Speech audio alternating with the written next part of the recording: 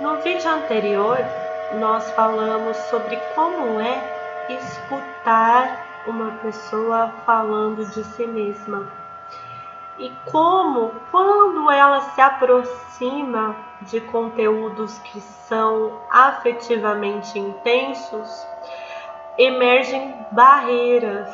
É como se tivessem ali camadas de proteção para a pessoa não entrar em contato com aquilo que é afetivamente tão intenso. Há esses mecanismos que protegem, há esses mecanismos que impedem o contato com conteúdos afetivamente tão fortes, nós chamamos de defesas. As defesas, elas são esse recurso na relação de uma pessoa consigo mesma a conteúdos emocionais que muitas vezes não são conscientes, não há acesso à consciência, porque há algo ali barrando, há algo ali impedindo. Então eu vou ler alguns trechos deste livro, que é de uma psicanalista que eu gosto muito, a Marina Castanheda. O livro é sobre a escuta, né? O escuchar-nos em espanhol, sobre como é escutar uns aos outros, sobre a compreensão das outras pessoas e de si mesmo, né? Como a escuta é fundamental. E ela vai falar como essas defesas, elas interferem na escuta e podem, inclusive, prejudicar na escuta.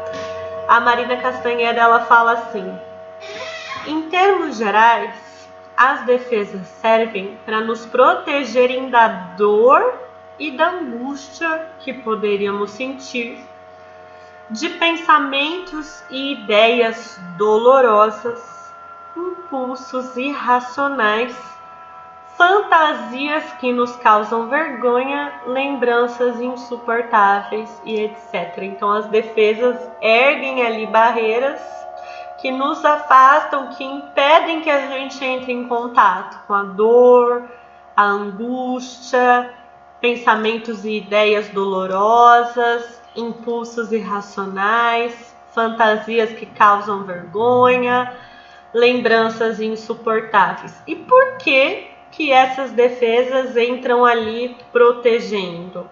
A Marina Castanheda diz: essa função de filtro das nossas defesas é indispensável para a nossa sobrevivência psíquica. Assim como a atenção é fundamental para a sobrevivência física. Né? A atenção ajuda a gente a perceber quando tem algo no ambiente que nos ameaça, quando tem algo no ambiente que nos coloca em perigo. E essas defesas emocionais também mostram quando há algo afetivo que nos coloca em perigo e que nos ameaça. Nos permitem viver na realidade sem sermos paralisados pelo temor, pela angústia e pela dor inerentes à condição humana. Então, sermos humanos significa conviver com o temor, a angústia, a dor, e essas defesas ajudam para que o nosso medo, as nossas dores e as nossas angústias não nos encharquem, né? Não nos inundem o tempo inteiro, não cheguem na nossa consciência e a gente não viva mergulhado de dor, angústia e medo. Né, que a gente possa se proteger para poder fazer nossas atividades do dia a dia, nossas convivências, nossas responsabilidades, sem ser inundados por dor, angústia e medo. O que mais que a Marina Castanheda nos fala sobre as defesas? Se não fossem as defesas, coisas tão inevitáveis quanto irremediáveis, a gente nem pode evitar, nem pode solucionar, né? Como a morte, a perda de quem amamos, o adoecimento, seriam conteúdos sempre presentes. Imagine se o tempo inteiro em nossas vidas a gente tivesse em contato com conteúdos tão inevitáveis, mas também tão irremediáveis assim. prejudicando nossas relações, nossos planos e o que acreditamos. Então a gente consegue seguir com a consciência do momento, com a consciência do que nós estamos fazendo, da atividade que estamos realizando, dos planos que estamos concretizando, porque a nossa consciência não é inundada, não é tomada por aquilo que nos faz sofrer. Então existem barreiras psíquicas em nós que nos ajudam para que a gente não seja tomado por conteúdos assim. O que mais que a Marina Castanheda nos diz sobre as defesas? Mas se todas as pessoas têm defesas, as defesas em cada pessoa não são as mesmas. Então faz parte da nossa escuta como terapeutas identificar como essas defesas se manifestam, identificar como essas defesas se apresentam nas pessoas que nós estamos escutando. Por exemplo, a principal defesa, que é a base das demais, é a repressão. São conteúdos que são expulsos da consciência, são reprimidos. E as resistências ficam lá para segurar para esses conteúdos não retornarem. O que a Marina Castanheda nos diz da repressão? Que impede que cheguem à nossa consciência os sentimentos, impulsos ou recordações que poderiam gerar angústia ou dor.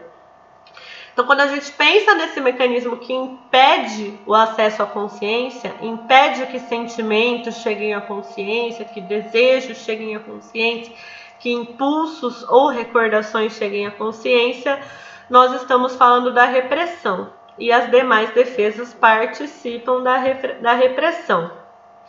Como que nós sabemos que a repressão opera se ela atua de forma silenciosa e invisível? Não dá para notar a repressão operando, mas dá para notar alguns efeitos. Nos damos conta de que a repressão existe quando notamos algo que falta nas reações de uma pessoa. Há pessoas que não demonstram irritação, medo, desejo, ódio, inveja, vergonha, ainda que sejam situações em que tais emoções são muito esperadas.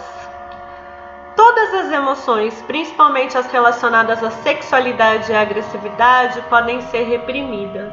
Então, quando a pessoa vai nos trazendo conteúdos e a gente percebe uma manifestação ali que não se manifesta, a pessoa vai nos contando aquela história, é como se tivesse separado a história que ela nos conta e a emoção que aquela história desperta, a gente pode imaginar que existe a repressão atuando ali. Um mecanismo de defesa que acontece é a negação. A pessoa chega a deixar de perceber algo na realidade, ela como se ela se cegasse àquele aspecto da realidade. Emocionalmente, aquele aspecto da realidade se torna imperceptível. A Marina Castanheda explica para nós a negação. Ela diz assim: a negação é diferente da repressão porque se trata de negar a percepção de alguma realidade externa e não a interna. Por exemplo, pode haver uma negação completa diante da perda de uma pessoa amada ou do fracasso de um projeto largamente desejado. A pessoa ela continua agindo como se nada estivesse acontecendo. Ela vai seguindo e você fala, ué, que essa pessoa parece que ela não percebeu o que aconteceu. E é uma forma de se defender, uma forma de se proteger psiquicamente. Outro mecanismo de defesa é a formação reativa, quando um afeto se converte no contrário. Para se defender daquele afeto, para se proteger daquele afeto, a pessoa ela acaba manifestando o contrário. A Marina Castanheda nos explica assim: outra defesa importante é a formação reativa, na qual um sentimento, impulso ou desejo é transformado em algo contrário, mais aceitável. O desejo sexual se transforma em um pudor excessivo, o ódio se transforma em amor, a inveja em caridade. A chave para detectar a formação reativa é a excessiva rigidez.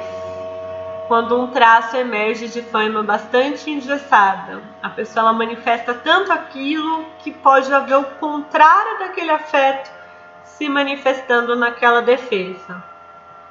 Outra defesa muito comum é a projeção, conteúdos que são meus, eu jogo e vejo em outras pessoas, percebo em outras pessoas, não admito em mim e percebo fora de mim. Nas palavras da Marina Castanheda, outro mecanismo de defesa é a projeção, quando depositamos em outra pessoa nossos impulsos, desejos, sentimentos que não admitimos em nós mesmos. Tenho a impressão de que alguém está irritado comigo quando quem está irritado sou eu. Imagino que alguém está me seduzindo quando sou eu que estou me sentindo atraído. Então, conteúdos que eu tenho dificuldade de admitir e lidar em mim mesma, eu percebo como se fossem de outras pessoas. É importante a gente notar como, enquanto terapeutas, a projeção pode se fazer presente, né? Se eu não tenho o meu próprio processo psicoterapêutico para notar meus conteúdos, cuidar dos meus conteúdos, isso pode me impedir ao ouvir alguém com barreiras ao que a pessoa tem a me trazer. Porque se eu não admito como meu, eu vou ter dificuldade em lidar quando eu ouço outra pessoa e atribuo a outra pessoa conteúdos que são meus. Então, quando eu não consigo reconhecer em mim, identificar em mim determinadas questões, existe esse risco de eu atribuir a outra pessoa.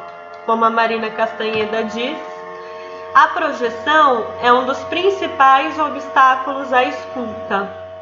Me impede de ver a outra pessoa como alguém diferente de mim.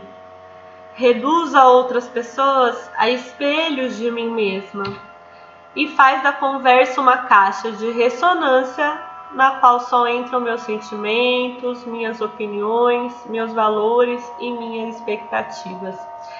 Ser terapeuta é trabalhar com a angústia.